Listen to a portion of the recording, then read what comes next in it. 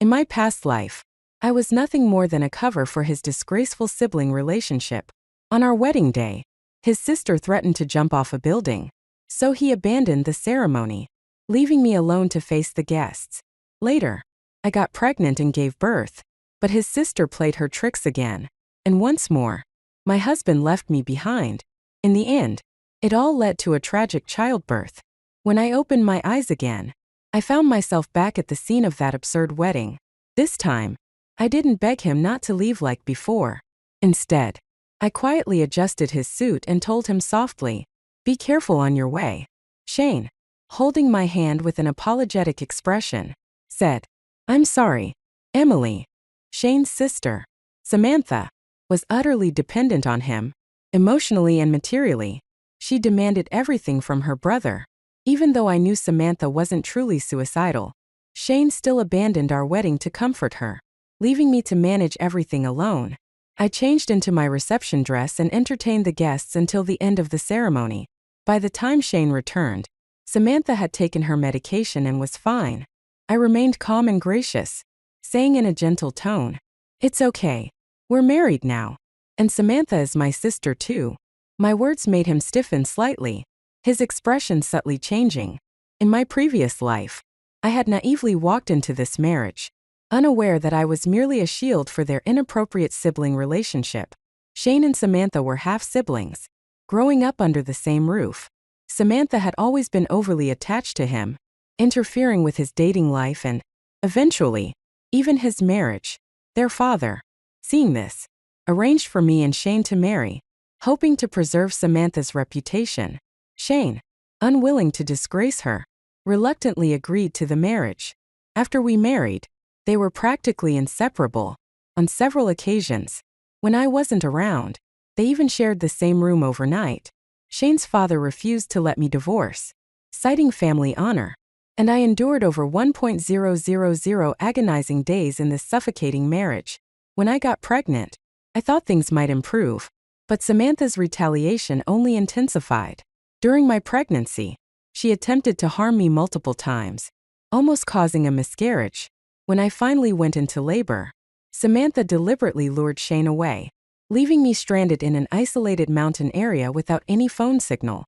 Both my child and I died that day. Fate played a cruel joke on me, sending me back to the beginning. After the wedding, we returned home, where Samantha was sitting barefoot in the living room. Shane immediately rushed to her, full of concern. "Samantha, why aren't you wearing shoes? It's so cold. You'll catch a chill," he said, warming her feet with his hands. Samantha shot me a defiant look, but I just smiled and returned to my room. I knew this wedding night, which should have been mine, now belonged to her. As expected, Shane didn't return that night. He was busy comforting his sister. The next morning, the household staff prepared breakfast. When I walked out, I saw Shane feeding milk to Samantha, who, despite being in her 20s, acted like a child. "You're the best, brother," she said in a coy voice.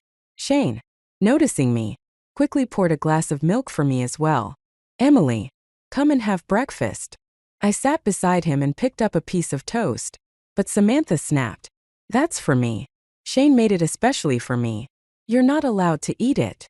Quietly put it down, and she smirked triumphantly, dragging the knife across the toast. She made a sharp, grating noise that reminded me of how she had trampled all over me in my previous life. Without hesitation, I stood up, overturned my plate onto the floor, and left the room. Samantha started crying instinctively, but I had already lost my appetite. "I'm leaving," I said coldly. "Spend more time with your sister." Shane was stunned, not expecting the once docile me to change so drastically. "Emily, where are you going?" he asked. I picked up my bag and smiled. "To work. Of course. Since the Shane family only saw me as a cover, I might as well make the most of it. After all, the shares and money they gave me when we married were real assets. I intended to use them to grow my influence." When I arrived at the office, Shane's father seemed surprised. "Emily, you have a month of leave for your honeymoon. Why not take some time off with Shane?" he asked with his usual hypocritical smile. In my previous life, he had threatened to kill my parents if I dared divorce Shane. To cover up his daughter's scandal. He sacrificed my happiness without hesitation. The Shane family truly had no redeeming qualities.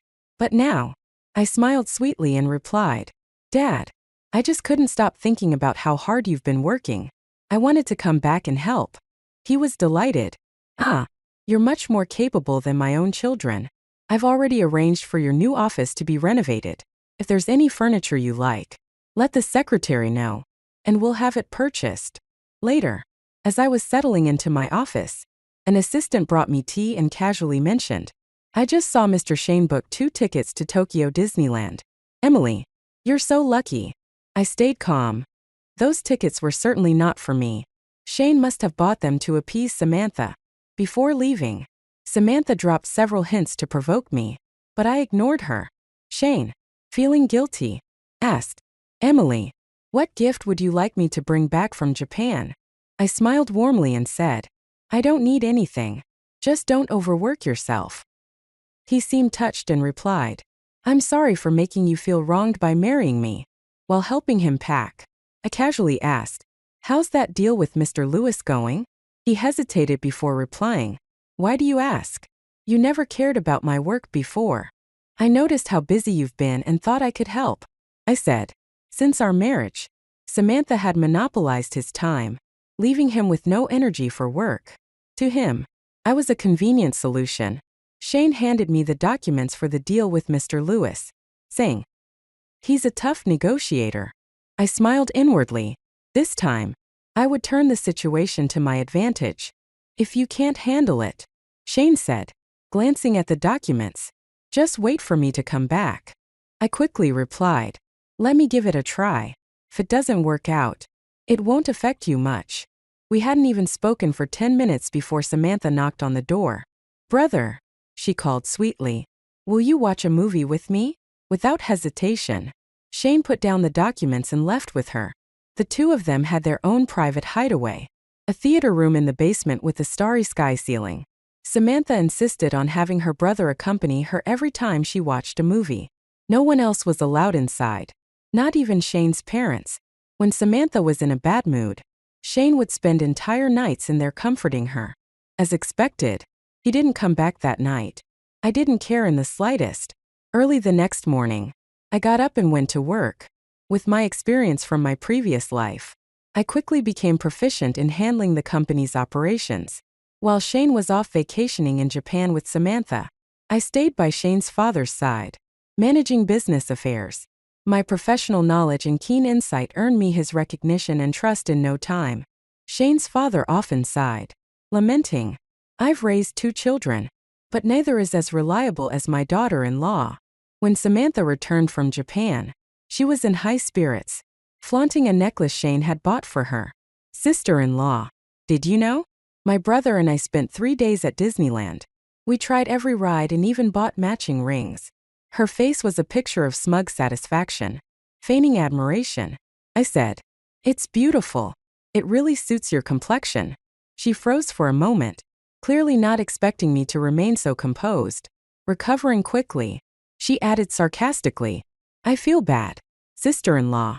This trip was supposed to be your honeymoon with Shane, but he left you behind to accompany me. Closing the folder in my hands, I turned to her with a calm smile. It's fine, Samantha, as long as it's something you want. I won't compete with you, but what I want, I'll make sure your family compensates me for. Piece by piece. Unable to provoke me further, Samantha sulked and left.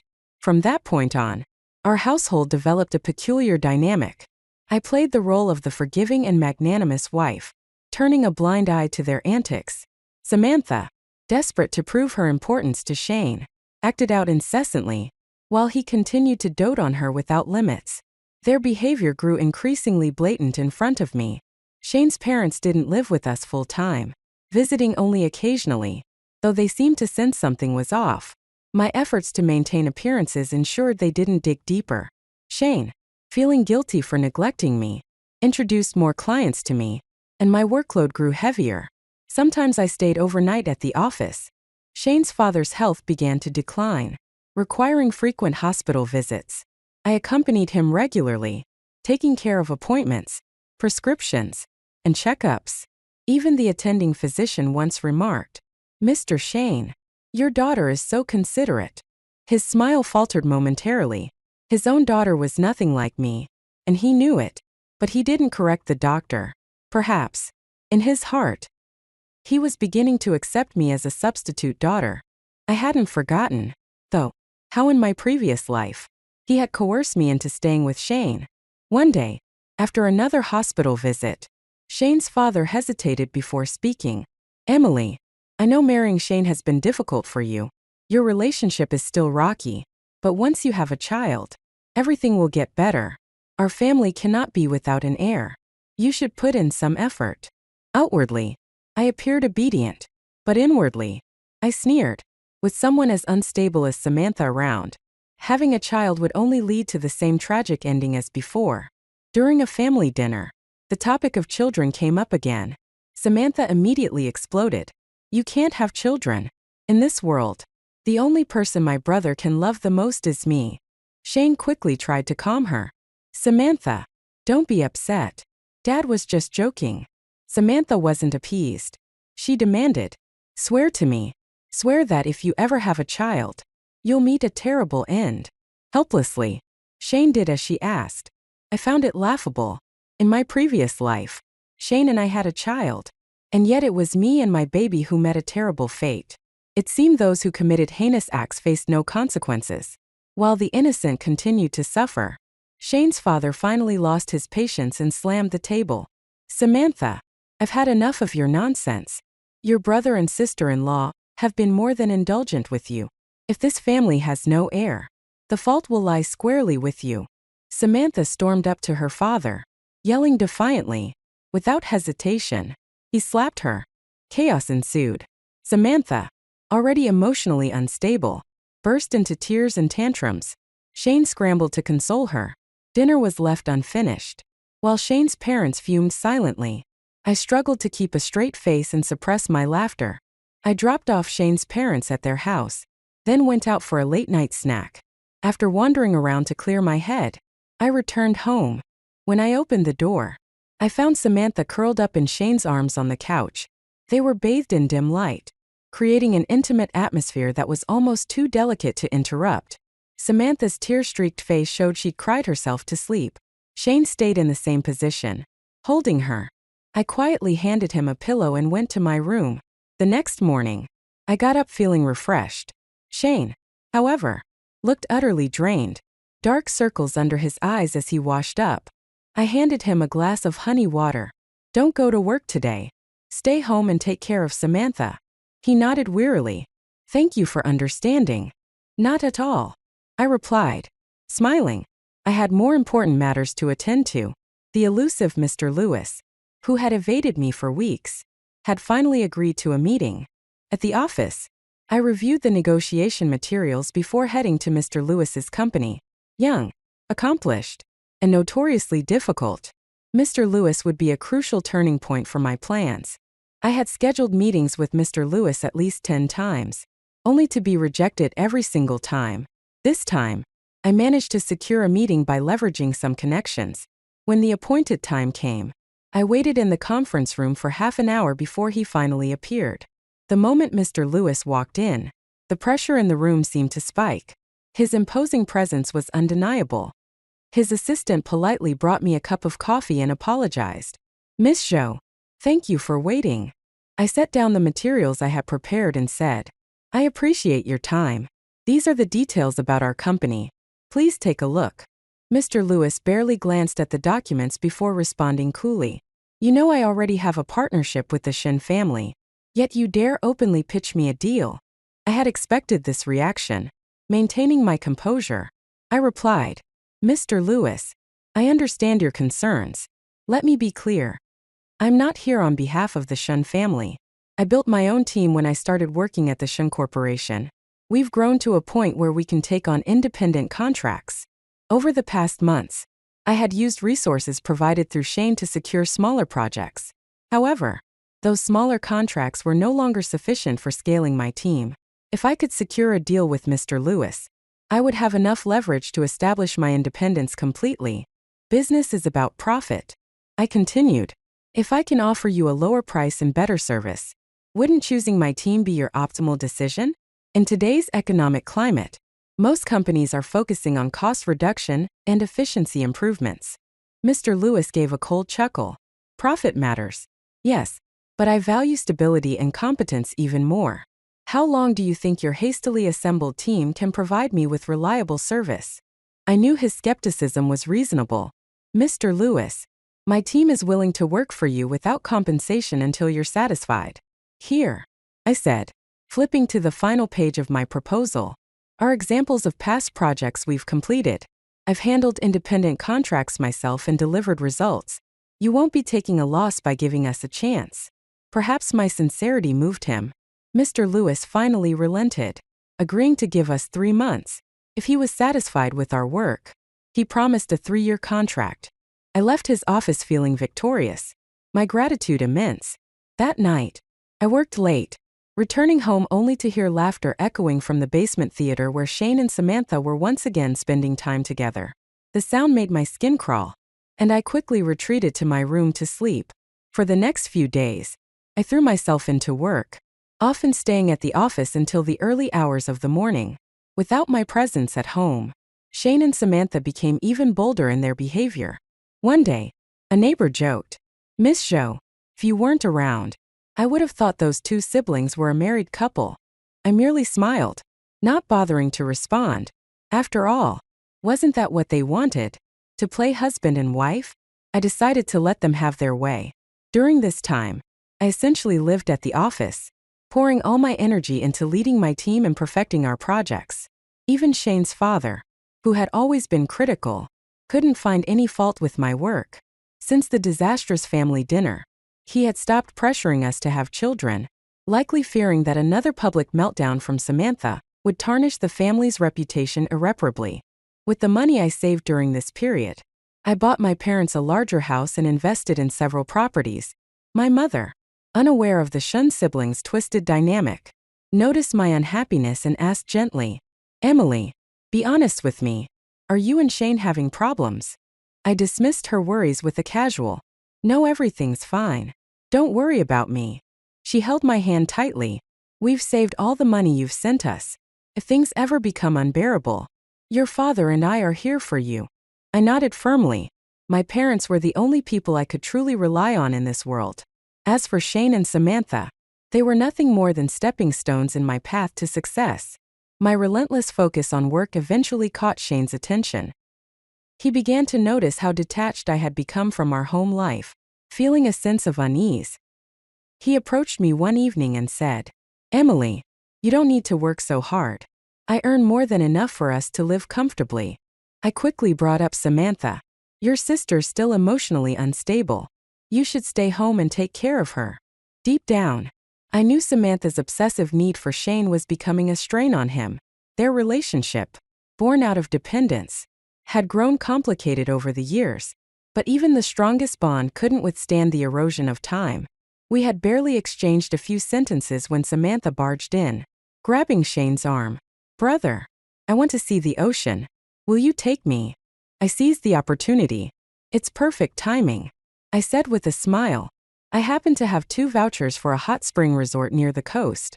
After seeing the ocean, you can relax in the hot springs. Samantha looked at me with disdain but still took the tickets. "At least you know your place," she sneered. "I've been meaning to try a hot spring anyway." I smirked internally. I had deliberately chosen the most expensive and remote resort, ensuring they would be gone for several days. By the time they returned, I planned to have secured Mr. Lewis's contract. Shane hesitated. "A week is a long time. Samantha, I have work to do." Samantha shot me a glare before turning back to Shane. "Just let her handle it. She's so eager to take over everything anyway." I chimed in. "Exactly. Leave the company to me. These tickets weren't easy to get. It would be a shame to waste them." Despite his reluctance, Shane wavered under Samantha's usual theatrics. She pouted, her eyes welling up with tears. "I don't care. I want to go." It was the same manipulative tactic she had used countless times before. However, it seemed less effective now. For once, Shane hesitated. "Samantha, let me finish some work first." Let's finish up this busy period. And then I'll take you. Okay. It's the end of the year. And there's so much to handle. Plus, Emily can't manage everything alone, Shane said, seemingly concerned. That single sentence, which appeared to show consideration, was the trigger for Samantha's descent into madness. Her obsessive control over Shane had become second nature. She was used to his unwavering obedience. I sighed quietly. What a pity. If you two don't go, I'll just give the tickets to someone else. Samantha shot me a venomous glare. Who said we're not going? Grabbing Shane's hand, she dragged him toward the window. If you don't take me, I'll jump right now. In front of you. Shane panicked, immediately offering apologies and promises to take her. In the end, they left the house together, sneaking away without informing Shane's parents. I covered for them, ensuring no one noticed their absence. The same week they left was also the final week of my agreement with Mr. Lewis. My team and I delivered a flawless result ahead of schedule, successfully securing a 3-year contract. After signing, Mr. Lewis transferred the first payment. With this startup capital, I now had the confidence to leave the Shun family for good, taking my team with me. My assistant, aware of my intentions, hesitated before asking, Miss Zhou, I noticed the office building next door is renting spaces. Should we start scouting locations? I set my pen down. No rush. There's still one final bomb that hasn't gone off yet. In my past life, my death had been the perfect cover for the siblings' scandalous relationship. After my passing, Shane publicly declared that his heartbreak prevented him from ever remarrying. Samantha then openly moved into our marital home under the guise of caring for her grieving brother. The two of them lived as if they were husband and wife, happier than anyone, though without children to show for it. This time, I had used the Shun family's resources to secure my own independence. Now that I had my own career, I would eventually break free. But before that, they would pay. Shane's father was hospitalized for bronchitis, and I visited him daily, bringing soup and checking in on his condition. Where are Shane and Samantha? He asked one day. I haven't seen them around lately. Feigning unease, I replied, perhaps they're busy with something. He frowned, growing angry. What kind of behavior is this? You're his wife, and you can't even keep track of your husband. I inwardly sneered. And you, as their father, haven't exactly done a stellar job keeping them in line. Trying to pacify him, I offered him a bowl of soup. Don't worry, sir. I'm managing the company in Shane's absence. Pulling out a proposal from my bag, I said, the end of the year is approaching, and I've prepared plans for the company's annual banquet. This year, since it's winter, how about hosting it at the hot springs in Lingshan? The surrounding area has plenty of luxury hotels and scenic spots. After dinner, everyone can unwind and enjoy the hot springs. Trusting me completely, Shane's father entrusted the entire event to me. I finalized the guest list, reserved rooms and spa spots at the hotel, and calculated the timing perfectly. I knew Shane and Samantha would still be at the resort during the banquet. On the day of the event, I arrived early at the hot springs. This particular spa offered mixed bathing sessions, each slot accommodating up to 30 guests. I ensured the timing coincided with the siblings' bath, arranging for the hotel manager to clear the area and provide tickets to several key business partners, including Mr. Lewis. Leading a group of distinguished guests, I accidentally barged into the hot springs where the siblings were enjoying their time together. The sight that greeted everyone was shocking. Samantha, wrapped in a towel, clung to Shane in the steaming water, their intimacy unmistakable. Shane's father, seeing his children in such a compromising situation, collapsed on the spot. The other business partners exchanged glances, their unspoken knowledge of the rumors now blatantly confirmed. Mr. Lewis crossed his arms, watching the scene unfold with amused detachment. Samantha, enraged, stormed out of the pool wrapped in her towel and charged toward me. You wretched woman. You set me up. I'll kill you. Shane hurriedly restrained her, struggling to keep her under control.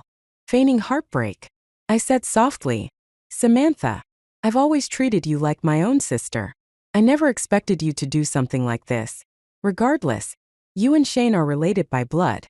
This is a twisted kind of love. Shane's face darkened as he glared at me. Emily, I never thought you could be so malicious. I shot back coldly.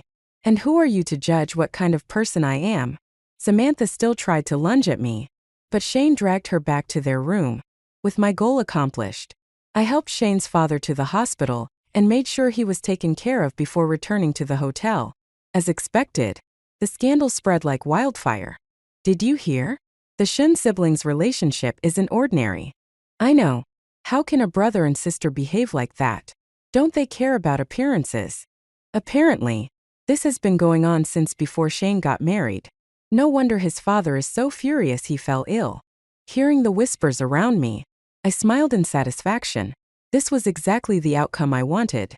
Later that evening, Shane found me, his face a mixture of anger and frustration. Emily, what is the meaning of this? You deliberately arranged for us to be there, didn't you? Was this all just to humiliate us? I gazed out at the misty peaks of Lingshan in the distance, their hazy outlines shrouded in white fog. It reminded me of my previous life, trapped in an endless maze, crashing blindly through the fog. Looking back now, those mountains that had once seemed so insurmountable were nothing but small, fleeting obstacles. The fog, too, was merely an illusion, designed to obscure the truth. My life has never been anyone's cover-up, and my destiny will never serve as a springboard for others. Shane, everyone must bear the consequences of their choices. His voice was sharp as he spoke. Now that you've ruined Samantha and me, are you happy? I corrected him calmly. I didn't ruin you. You did it to yourselves. From the very beginning, Shane had failed to set boundaries in his relationship with his sister. He allowed her to develop feelings she shouldn't have. And now the damage was irreversible. Samantha's mentally collapsing now. Are you trying to drive her crazy? He demanded. I let out a cold laugh. Don't worry. She won't lose her mind. In fact, this might just be the outcome she wanted. Someone like Samantha, with her obsessive and chaotic nature, doesn't care about public opinion or societal values. All she knows is that this scandal has rendered our marriage meaningless. She can now enjoy having you all to herself without restraint. She's probably thrilled. But you're different. Shane, I continued. You're the eldest son of the Shun family, raised as an heir. You're bound by the weight of public opinion and moral expectations. A secret affair might have been thrilling, but exposing it to the world is devastating for you. That's the real breaking point between you and Samantha.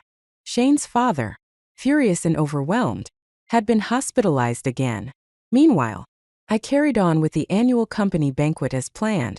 Outwardly, everything remained calm and orderly. I ensured the guests were well fed and entertained while allowing the scandal to ferment in the background. Occasionally, I even added fuel to the fire by feeding harmless but provocative rumors to the right circles. Once everything was set into motion, I finally took a moment to relax, sitting by the hotel window with a cup of tea and admiring the mountain scenery. Lingshan was particularly beautiful this season. The frost-covered trees on the mountains sparkled like snow-covered emeralds. As I sipped my tea, someone sat down across from me. I glanced up and saw Mr. Lewis. His tone carried a hint of admiration as he remarked, "Decisive and efficient. You understand the art of striking precisely where it hurts. You have guts." "Thank you, Mr. Lewis," I replied with a polite smile.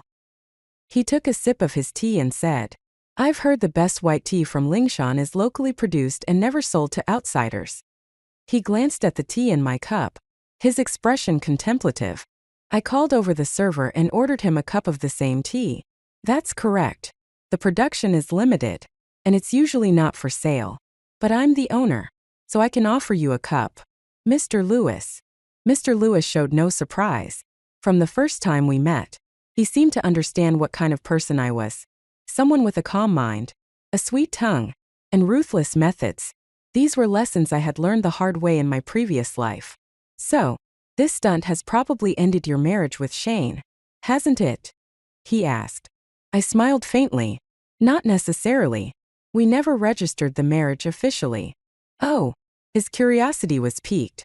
When we got married, Samantha was so insistent on preventing it from being legally binding that she threatened to end her life. In the end, the paperwork was delayed and never completed. In hindsight, it saved me a lot of trouble. Mr. Lewis traced the steam rising from his cup with his fingertips as if trying to grasp something intangible. His face was as composed as ever, his sharp eyes betraying a faint glimmer of interest, much like a predator eyeing its prey. "So, you're single now?" he asked. I shrugged. "Single or not, it doesn't matter much to me." His lips curled into a warm smile as he pulled out a business card. "It matters to me." The card bore a private number he hadn't shared before, a clear signal that our relationship could take a new turn. Without another word, he stood and left, his departure deliberate, leaving an air of intrigue in his wake. After finishing my tea, I went upstairs to check on Samantha. She was lying in bed, with Shane coaxing her to eat some porridge. "Please, Samantha, eat something. For me," he pleaded, his voice weary. She pouted stubbornly, refusing to open her mouth. When she saw me enter, her expression turned vicious. "You bitch. What are you doing here? Get out." I clapped my hands lightly and said with mock concern, "I'm just here to remind you both that your father is still in the hospital. Maybe you should care a little about whether he lives or dies." Shane's father had narrowly escaped danger, only to collapse again when he learned that the family scandal was spreading like wildfire. The doctors had stabilized him for now, but he woke up shouting about his shame and guilt, lamenting that he could no longer face his ancestors. The chaos in the Shun family had become the talk of the elite social circles, with rumors flying for an entire month. It was everything I had hoped for. After the scandal broke, I quickly packed my belongings and moved back in with my parents. They stood firmly by my side, urging me to sever all ties with the Shun family. Shane's father, weakened by his illness, had no energy left to manage the company. Shane, burdened by the fallout and Samantha's constant demands, struggled to focus on work. The Shun Group's business took a sharp downturn. Desperate, Shane eventually swallowed his pride and asked me to return to help. But by then, I had already rented an office in the neighboring building, establishing my own company. I started my own company with the team I had built and took along many of the clients I had brought from the Shun family. Now, the majority of them were my core clients. "Shane, when you decided to use me for your benefit, you should have known this day would come. Emily, no matter what you say, without the Shun family, you wouldn't be where you are today." Shane pleaded. "For the sake of old times, can't you come back and help me?" "For the sake of old times?" I sneered internally. "Did you think about old times when you let me die in the last life?" I gave him a straightforward response. "From now on, we'll go our separate ways." Defeated, Shane left in humiliation. After that, I didn't bother keeping tabs on the Shun family's situation. All I heard was that the company was struggling and that Shane eventually had to sell it at a low price. As for me, my life was entering a brand new chapter. Wealth, status, and a thriving career were now mine. I could do whatever I wanted. Mr. Lewis had recently been visiting my company frequently, often using business discussions as an excuse to ask me out to dinner. Even my secretary noticed. "Miss Zhou, do you think Mr. Lewis likes you?" I simply smiled without answering. Men's affection is often superficial. It wasn't until I became successful that he started to see me in a different light. His liking me was nothing more than fascination with the novelty of a woman who could rise against the odds. My approach to him was clear. Neither actively pursuing nor rejecting him. Accepting his invitations was harmless. But I had no intention of chasing love. Even if I were to enter another marriage, it would have to be on my own terms. Mr. Lewis, ever patient, showered me with resources, introducing me to his network and connecting me with influential business leaders to expand my career. In return, I provided him with the best services within my capability. After all, mutual benefit is the foundation of any lasting relationship. Finally, unable to hold back, he asked, "What are you really thinking?" I thought for a moment before replying seriously. "Mr. Lewis, if I entered your circle as your woman and enjoyed your resources, what would happen to those resources if we were to part ways? Wouldn't they be immediately taken back?" He paused, momentarily stunned, because he knew the answer was yes. Romantic relationships are the most unreliable thing in this world. In my last life, once I lost my value to the Shin family, even my death didn't evoke a shred of sorrow from them. That's why I vowed to become someone valuable in my own right. not someone who relied on others to climb the ladder. This was the epiphany I had the moment I was reborn. Mr. Lewis's appreciation for me was rooted in my value. It wasn't until I stood as his equal that I became someone worth noticing and liking. He tried to reassure me. Wanting a career and my affection doesn't have to be mutually exclusive. I gazed at the horizon, where Lingshan remained as breathtaking as ever. The mountain peaks were shrouded in mist, bathed in the ethereal glow of moonlight. The scenery hadn't changed, but the way I saw it had. In the past, all I saw was an endless maze of fog-covered peaks. Now, I saw the extraordinary beauty of the mountains. Perhaps Mr. Lewis still didn't understand what I truly wanted. Was it a love between equals? A relationship founded on mutual respect and shared strength? Or perhaps it was the courage to meet someone at the summit of life. Eye to eye. These were choices I couldn't make in my last life. On the night I died in the wilderness with my unborn child, I saw the mist of Lingshan rising from the valleys, flowing endlessly into the moonlit sky. In that moment, I realized that the universe had always been giving me a sign. Even when trapped in dire circumstances, I could still fight to survive. Mr. Lewis might make an excellent partner, but he wasn't what I truly desired. That's why he kept asking me, over and over, what I was pursuing. What I've been chasing all along is the freedom to choose.